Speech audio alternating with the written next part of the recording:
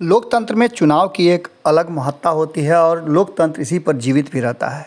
अभी अभी आपने देखा, एक दिन पहले कुर्नी में वोटरों ने अपने मताधिकार का प्रयोग किया और दूसरी तरफ बिहार में नगर निकाय चुनाव को लेकर के जो पहली संस्था कही जाती है लोकतंत्र की, उसमें कई तरह के विवाद शुरू हो गए हैं।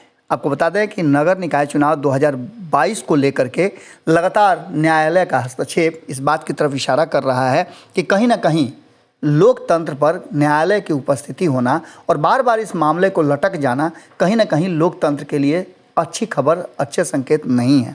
इन सारी बातों को लेकर के जहां न्यायालय इस पूरे मामले पर अपनी निगरानी रखे हुए है, वहीं आपको बता दें कि सरकार लगातार चुनाव कराने के लिए तिथियों की घोषणा होने की व्यवस्था कर रही है। जैसा कि आप सभी जानते हैं कि ट्रिपल टेस्ट को लेकर के सुप्रीम कोर्ट का निर्देश था, उस निर्देश का पालन नहीं किए जाने के कारण पहली जब घोषणा हुई चुनाव की तो उसे रोक दिया गया। 2022 नगर निकाय चुनाव में प्रशासक नियुक्त किए जाने को लेकर के अब मामले को चुनौती दी गई है। आपको बता दें कि तिथियों की घोषणा हो गई है। 18 और 28 तारीख को चुनाव के प्रथम और द्वितीय चरण की घोषणा हुई है, लेकिन इस मामले में आज सुनवाई होनी है। चुनाव होगा नहीं होगा ये संशय बना हुआ है और कहीं ना कहीं नीतीश के गले की हड्डी बन गया है नगर निकाय चुनाव। अति पिछड़ा वर्ग आयोग का गठन तो नीतीश कुमार ने न्यायालय के निर्देश पर कर दिया, लेकिन इस पर ही सवाल खड़े हो रहे हैं। यहीं पर जाकर के पेच फंस गया है। वहीं दूसरी तरफ इस पर अभी सुनवाई होनी सुप्रीम कोर्ट में बाकी है। उससे पहले आज सवाल खड़े किए गए हैं कि आखिर नगर निकाय पर प्रशासक का कितने दिनों तक अधिकार रहेगा, इसलिए जल्दी ही ये चुनाव संपन्न कराया जाए जिससे कि आम जनता के काम को जनप्रतिनिधि कर पाएँ।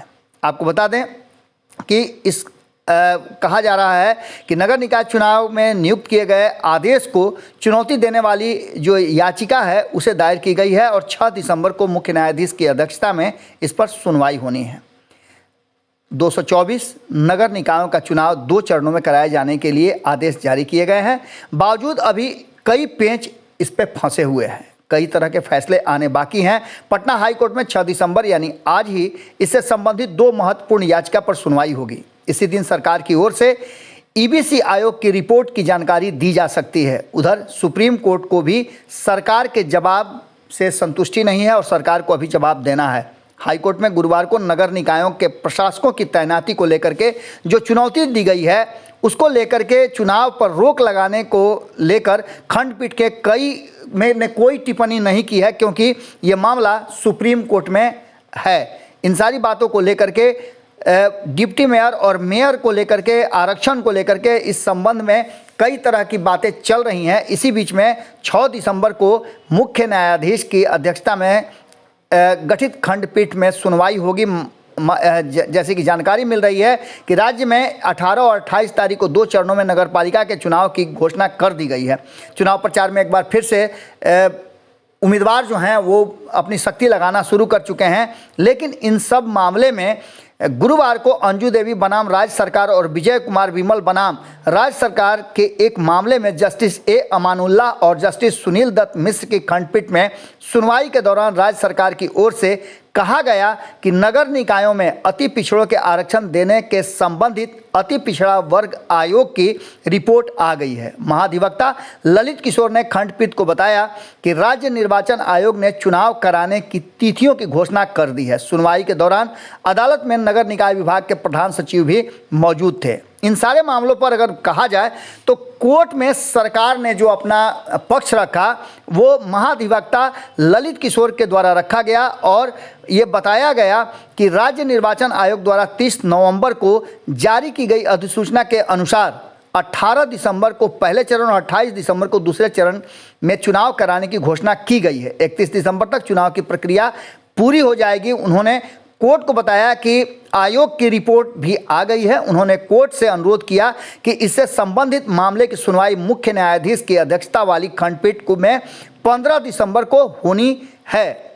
इसके बाद इस मामले की सुनवाई की जाए। इन सारी बातों को लेकर के याचिकाकर्ता का जो पक्ष था वो था कि याचिकाकर्ता ने अपने अधिवक्ता के माध्यम से, जो कि कोर्ट को बताया कि संविधान के प्रावधानों के अनुसार 5 वर्ष की अवधि समाप्त होने के पहले नगर निकाय का चुनाव हर हाल में करा लेना चाहिए। बिहार में इसका पालन नहीं किया जा रहा है। कई नगर निकायों में एडमिनिस्ट्रेटर के द्वारा कार्य कराया जा रहा है जो कानूनी रूप से सही नहीं है। कोर्ट को बताया गया कि सुप्रीम कोर्ट ने भी राज्य सरकार द्वारा अति पिछड़ा वर्ग आयोग को डेडिकेटेड कमीशन का दर्जा देने पर रोक लगा दी है। सरकार की रिपोर्ट जो भी आई है उसमें कोई नई बात नहीं है और इसको लेकर के राज्य निर्वाचन आयोग द्वारा पूर्व के अधिसूचना के आधार पर ही चुनाव कराया जा रहा है। कोर्ट में इस बात को लेकर के लगातार बहस जारी है और वहीं आपको बता दें कि सुप्रीम कोर्ट ने भी इस पर फैसला अभी सुरक्षित रखा है, इसकी सुनवाई होनी है। इन सारी बातों को लेकर के डेडिकेटेड कमीशन पर चर्चा हो रही है और एक तरफ जहां राज्य सरकार का कहना यह है कि ये पूरी तरह से डेडिकेटेड कमीशन है, लेकिन जो चीज़ें सामने नज़र आ रही हैं जिसमें कहा जा रहा है कि सरकार की अधिसूचना जो जारी हुई थी अति पिछड़ा वर्ग आयोग के गठन का, उसमें डेडिकेटेड कमीशन की चर्चा नहीं होना इस पर पूरा पेंच फंसा रहा है।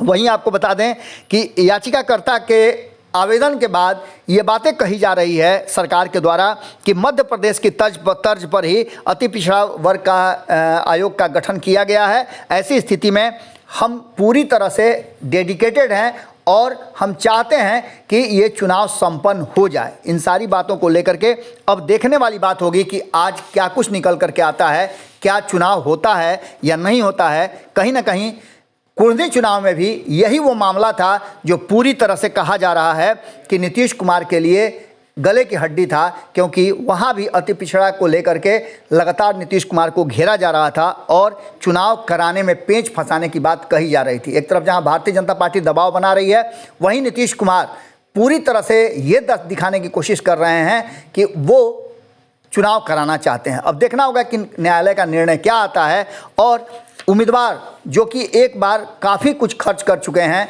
दूसरी बार कितनी ताकत लगाने के लिए तैयार हैं। कई लोगों से हमारी बातचीत हुई है, हम लगातार उम्मीदवारों के और उनके प्रतिनिधियों से आपकी बात करा रहे हैं। वो सारे लोग कहीं ना कहीं सशंकित हैं कि क्या चुनाव होगा या नहीं होगा, एक बार फिर से वो ताकत लगाएं या नहीं लगाएं। जुड़े रहिए भारत लाइव के साथ, इससे जुड़ी कोई भी अपडेट होगी हम आपके साथ फ़ौरन ही जुड़ेंगे। बहुत बहुत धन्यवाद। अगर ये वीडियो पसंद आई और वह बिहार के राजनीति और बिहारियत से सरोकार रखेनी तो सब्सक्राइब बटन दबा के चैनल के सब्सक्राइब कर ली। ओजे एगो घंटी बा, ओकरा बटन दबा देला से कुल सटीक और मारक खबर रुआ मुफ्त में मिल जाई। अगर रुआ पत्रकारिता के हमनी के नया प्रयोग में सहयोग कर चाहतानी तो ज्वाइन बटन दबा दी। पेटीएम नंबर नोट कर ली 93868167